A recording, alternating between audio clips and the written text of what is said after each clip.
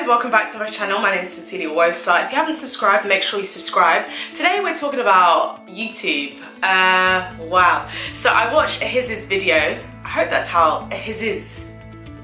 It's hard with the apostrophe. I believe that we've both been in. How you doing, boo? I really like him. And I was watching his video on why he hates YouTube. Do you know what? For a second I thought he was coming for like me. Not me personally, but like when he was talking about girl YouTubers, I was just like, oh my gosh, is he about to drag us? But no, like literally everything he said in that video was facts.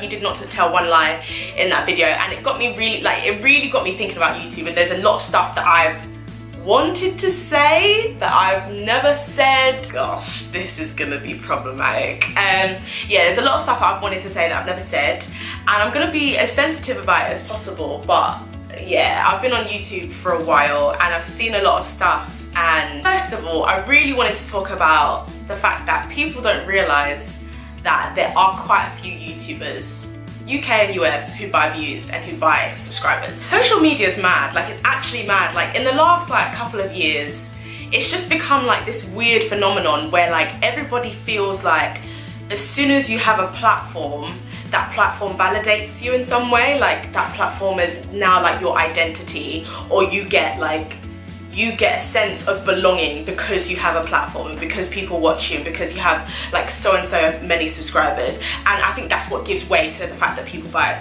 likes and people buy subscribe. Well, in terms of Instagram, people definitely buy likes. People like, as in like literally like people in the UK, people in the US, buying likes, buying followers, and also doing the same on YouTube. But people talk a lot about the ones on Instagram, but they don't talk about people doing it on YouTube. And it's very, very common. Like, people having like maybe thousands upon thousands of like views, and then they've got like a dozen comments, and it's just like, it doesn't connect. A lot of influencers feel like they need to keep up with the Joneses, or they feel like they need to keep up an appearance, and that their YouTube channel is like, has finally made them somebody. And that's why you really have to be careful. Like if you are like looking into getting onto YouTube, you have to be very careful not to allow your views and your subscriber count and all of that to dictate like how worthy you are, because that's when you get into this whole like comparing yourself and going onto that person's page and being like, oh, they have that many followers.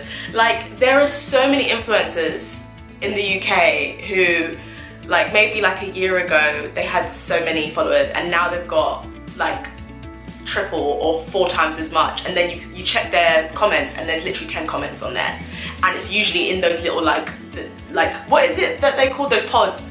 It's the same people commenting on the different pictures, the same generic comments. It's like your followers aren't actually engaged in your content. I don't think there's anything wrong with calling yourself an influencer. I'm an influencer. What I say has an impact by God's grace, and what I wear, other people buy it. Where I go, restaurants I go, people will be influenced to go there. That's fine, but I think it's been given a bad name. I don't really like this being given a bad name. I just feel like it's the same as an accountant. Just because 5 accountants move mad, does that mean every accountant is mad? No, but I think just the fact that there's such a big microscope on what social media influencers do makes it like a big like thing. There was a year where I realized that like everybody's mad. Like it was 2017 where I just was like, I just knew too much about too many things, and I was just like, why are you all crazy? I'm talking about Christian YouTubers. I'm talking about like the behavior that you're doing online and in person. It's not correlating. And this is what I'm saying about this whole trap about being online. I don't know whether like something's missing in your life, and I'm speaking slightly to me because I have these issues too, where like something's missing in your life, or like maybe you don't have God, or your relationship with God isn't what it should be, and you don't really have your purpose really set, and you feel like your platform is your only way to feel important. It's your only way for people to take you seriously. It's for you to have a platform that everyone tunes into and watches. And if you don't have that, then it's like you don't know if you're worthy or not. And so what a lot of people are doing is that their personas are, like everyone says, oh yeah, like YouTubers are fake, like the personas online aren't the same. They're right, but I really wanna explain it properly. Like YouTube is so overexposed now. Like when I started in like 2010 on my old channel, there weren't that many YouTubers in the UK. There was quite a few more in the US, but it wasn't as big as it is now, blah, blah, we already know this. But it was a situation where like, everyone was just kind of like learning on their feet. Like you didn't really know what would make your video go viral. You didn't really know what would make your YouTube channel blow. And Robho said this, and I kind of see what she's saying is that like newer YouTubers, they've had the time to kind of like learn from other people's mistakes, and they've learned like what works and what doesn't work, and like how to create content that's like is in tune with certain trends and certain topics, and how to edit your videos.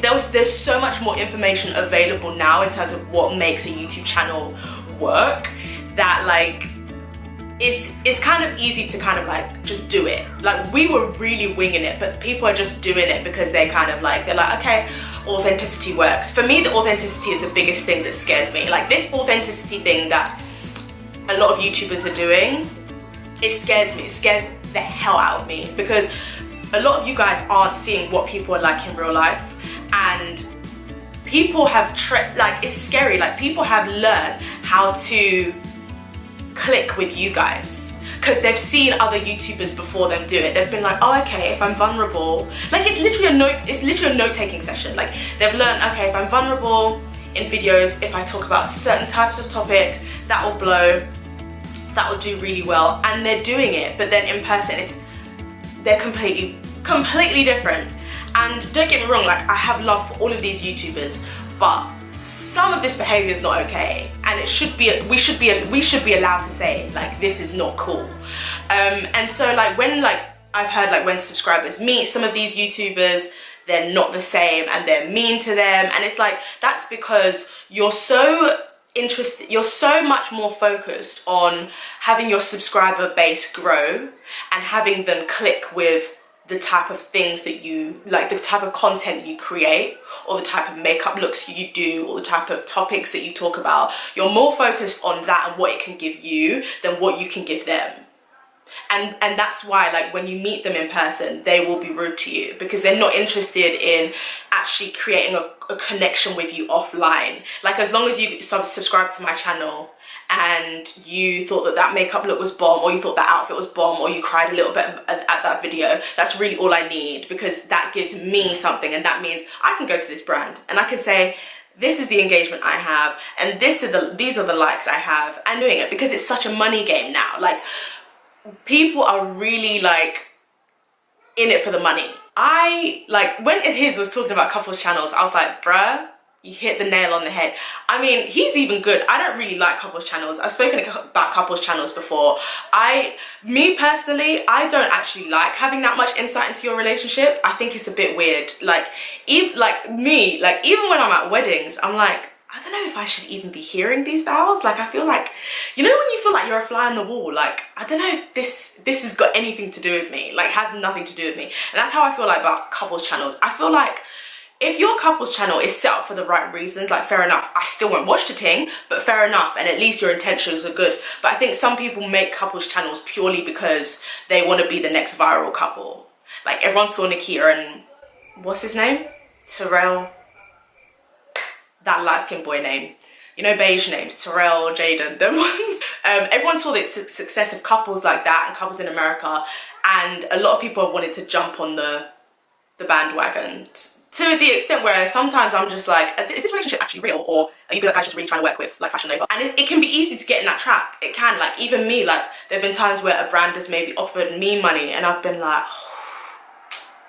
that could really help me pay some bills, you know? But you have to be like, reel it in and remind yourself of why you're doing it. But a lot of YouTubers don't get to that point. They don't remind themselves of why they're doing it, and it's mad. I think as well, like we need to talk about like keeping up appearances and having a certain appearance online, not even just a persona, but actually an appearance, and having Gucci bags and all of this stuff online, but in real life you're struggling to eat. You're not able to, you know, just pay for average things that are really important in your day-to-day life. Constantly keeping up appearances, because it's almost like the online life is more important than your real life. I've been in situations where like I've seen subscribers come up to YouTubers and I've seen how happy they are just to be recognized. It's not the fact of, oh my gosh, like, I've had such an impact that this person feels like they can come up to me. It's just the fact of, oh, it's the star quality. It's like, oh, this, like, they know about me. Like, everyone wants to be known about. I'm just letting you guys know, like, what's going on behind the scenes, and also to help you have some understanding of the dangers of social media platforms and how it can actually become your source of validation. It's almost like having a boyfriend that constantly needs to remind you that you're beautiful. That's how I feel like Instagram and YouTube has become to a lot of influencers. We get anxious, or we get upset, or like we think people don't like us anymore, and I'm constantly reminding myself, sis, your source of validation doesn't come from your platform. Your source of validation comes from God. Putting your source of validation in anything that is temporary is a big mistake, because one day that thing can go. What if someone deletes your channel, or someone steals like your password and locks you out, or some crazy stuff that constantly happens online? So putting your validation in a lot of these temporary things is such a big mistake, and it's feeding into this, like, it's feeding into Generation Z as well, because they're looking at other influencers and they're like, oh, like, I need to take my pictures like this to be pretty. I need to have that outfit to be pretty. I need to have this amount of followers to be pretty. If I don't get 200 likes on a picture, I'm going to delete it. And it's a very poisonous mindset that a lot of influencers, like, whether knowingly or unknowingly, they are passing on to their viewers. The type of attention we give certain types of influencers online. Now, we already know who the messy influencers are. I'm not going to say that, but you already know, innit? Like, everyone constantly says, and I really hate this saying, but I kind of feel like it's pertinent here, it's apt. That saying of you're an influencer, but what influence are you having? Now, I've already spoken in my video a couple of months ago that not every influencer is going to do homo activism. Like, not every influencer is going to do that. Some of them just want to wear a cute outfit, and I don't actually have any problem with that, because sometimes I want to wear a cute outfit too. My issue is where, like, messy things like the whole Tati and James Charles situation, or when influencers are fighting with each other, and like the fact that we keep on fueling that type of content, and then people want to use their same mouths to be like, oh, like, what influence are you guys having? Hello? The influence that people have is because you've given them that power, you've given them that platform, you've given them the views. Even just like talking about it to other people is helping amp up what they're already doing. Influencers don't have influence unless you allow them to have influence. So the fact that a lot of people are investing so much attention into what I call trashy content, and then using the same mouth to complain that there aren't enough influencers talking about Sudan, or talking about the housing crisis, or talking about human rights issues, or Black Lives Matter, or any of these issues affecting minority groups. It's just like, make it make sense. Pick one side. Like, if you want to watch messy content, go ahead, but then don't complain when nobody's talking about Sudan, or nobody's talking about governmental issues, because you've continually given your support and your attention to the type of influencers who never talk about those things and aren't interested in those things. So I think a lot of the power also is with you, the audience, and choosing and making sure you choose what your mouth is saying, innit? Like, go with what your mouth is saying. If you want the content that is about those issues, then watch that kind of content. Pay attention to that kind of content. But that's all I have to say today. Let me know what you guys' thoughts are on this. I feel like I've been so messy in this video. I'm never like this, but I thought, you know what? Let's do something different. Let's mix it up a little bit. But yeah, I hope that you enjoyed. Please do subscribe and comment with your thoughts. I'll be back again soon. Bye.